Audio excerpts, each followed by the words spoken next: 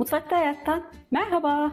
Bugün zeytinyağların tavuğun fırında kızarmasıyla güneşin sıcacık dokunuşu gibi sofralarımız taçlanıyor. Bu lezzet şöleninin yanına lezzet katmak için tereyağlı, domatesli bulgur pilavı iyi gider. Harika bir şekilde tamamlayabilir ve hemen hem bulgur pilavımızı hem de fırın yemeğimizi yapıyoruz. Malzeme listemiz bulgur pilavımız için 2 yemek kaşığı tereyağı, 2 yemek kaşığı zeytinyağı, 2 domates rendesi, 2 yemek kaşığı domates salçası, 2 su bardağı bulgur, 4 su bardağı sıcak su, 2 çay kaşığı tuz, 1 çay kaşığı karabiber, 1 tatlı kaşığı pul biberimiz var. Fırında kıvılcım tadında taçlı lezzetimiz için, yani fırın yemeğimiz için 3 köy biberi, 1 kapya biber, 3 kuru soğan, 3 patates, 1 domates, 6 diş sarımsak, yarım çay bardağı sıvı yağ, yarım tatlı kaşığı tuz, 1 çay kaşığı karabiberimiz var. Bir tüm tavuğumuz için fırınlık terbiyesi için yarım çay bardağı sıvı yağ, yarım çay bardağı yoğurt suyu, 1 tatlı kaşığı domates salçası, 1 çay kaşığı karabiber, yarım tatlı kaşığı tuz, 1 çay kaşığı kimyon, 1 tatlı kaşığı pul biberimiz var, 1 tatlı kaşığı kırmızı toz biber, 1 çay kaşığı kekik, 2 diş sarımsak, en son üzeri için 3 diş samırsağımız var. Öncelikle fırın yemeğimizi hazırlayabilmek için tüm malzemelerimi yıkadım, soydum, hazırladım arkadaşlar. Ve şimdi hemen doğrama işlemine başlıyorum. Doğradıklarımı şöyle güzelce leğene alacağım. Kuru soğanlarımızı ortadan ikiye ayırdım. Şöyle iri iri doğramak istiyorum. Çok fazla küçültmeyeceğim. Şu şekilde.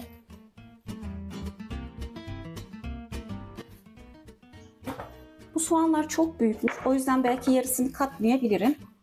Orta boy 3 soğan olursa yeterli. Hemen kapya biberimizi, köy biberlerimizi aynı şekilde doğruyoruz.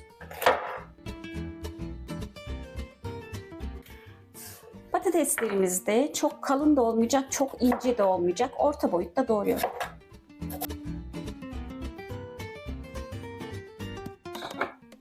Hemen samırsaklarımızı da küçük küçük doğrayacağım. Hepsini leğenimin içine alıyorum. En son domatesimiz kaldı. Domatesimizi de doğrayacağım.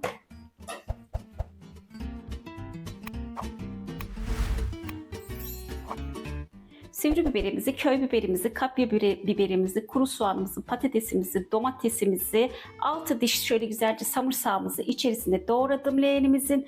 Şöyle güzelce bir harmanlayacağız. Öncelikle karabiber ve tuzumuzu da ilave ediyoruz. 1 çay kaşığı karabiber, yarım tatlı kaşığı tuz. Ve hemen üzerine yarım çay bardağı sıvı yağımızı gezdiriyorum. Şöyle iyice elimle harmanlayacağım. Tüm yağın zepselerimize geçmesini sağlayacağım ve tepsimize alacağım.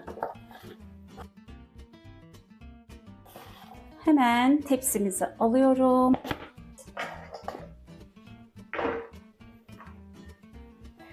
Bu lezzet şölenini oluşturabilmek için ilk aşamamızı tepsiye alıyorum.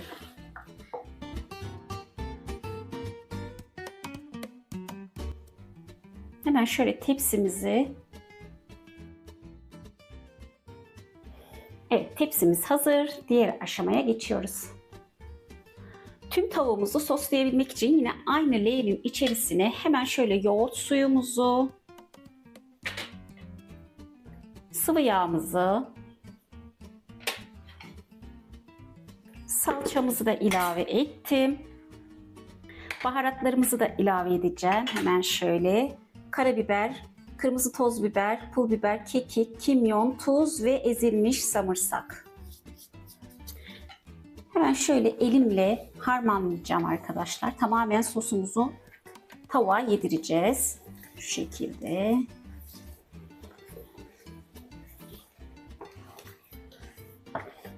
Çok güzel bir sos elde etmiş oldum. Hemen tavuğumu da içerisine alıyorum. Şöyle güzelce bir harmanlıyorum.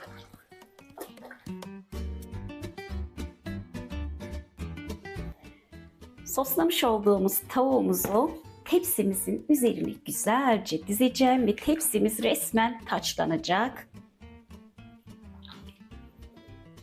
Tavuğun sosuyla da bütün zepseler lezzetli bir hale gelecek diyebilirim. Ve tepsimize tavuğumuzu alıyorum.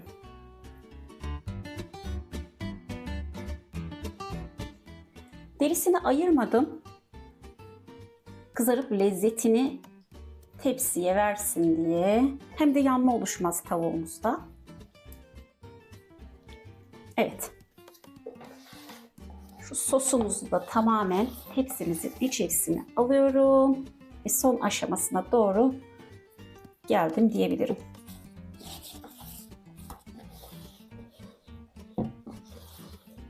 Hemen şöyle mis gibi koksun, yine lezzetlensin diye şu 3 diş sarımsağımızı da şöyle tepsimize alıyorum. Ve fırına gidiyoruz arkadaşlar. 200 derece fanlı fırında 55-60 dakika pişiriyoruz.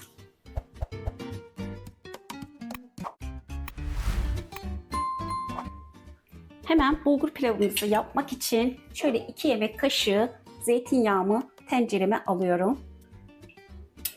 2 yemek kaşığı da tereyağımı da ilave ediyorum. Öncelikle erimesini bekliyorum.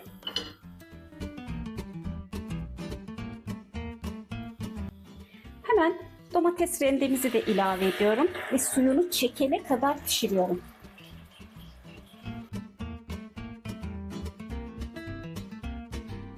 Domatesler de iyice suyunu çekti. Hemen 2 yemek kaşığı salçamı da ilave edip iyice salçamızı da güzelce kavuruyorum.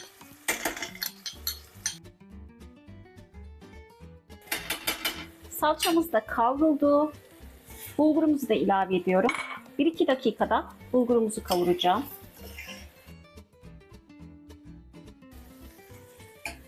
Ocağımızın altını iyice kıstım. Yan ocakta da suyum kaynıyordu. Hemen 4 su bardağı suyumuzu da ilave ediyorum.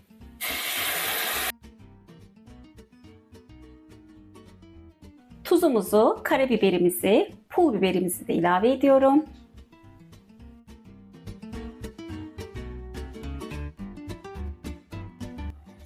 İyice göz göz olduktan sonra kapağımızı kapatıp mum alevi kadar da ocağımızı kıstıktan sonra 15 dakika pişmesini bekliyorum. Pilavımız pişti güzelce. Hemen ocağımızın altını kapatıyorum. Demlenmeye bırakıyorum bu şekilde.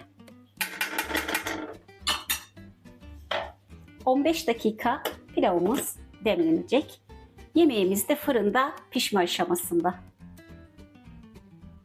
Bugün mutfağımızda harika, çok lezzetli bir tarif yaptık. Kıvılcım tadında taçlı lezzet şöleni. Bulgur pilavıyla birlikte servis aldım. Bu tarif hem zepseler hem de tavuk olarak sosuyla birlikte kıvılcım tadı veriyor. Adeta taçlı lezzet tepside ve sofralarımızda. Bu lezzet şölenini izlediğiniz için teşekkür ederim. Deneyen herkesi yorumlara bekliyorum. Kanalımıza abone olmayı, yorum beğeni bırakmayı, bildirim zilini açmayı unutmayın. Bir sonraki tarifte görüşmek üzere. Hoşça kalın.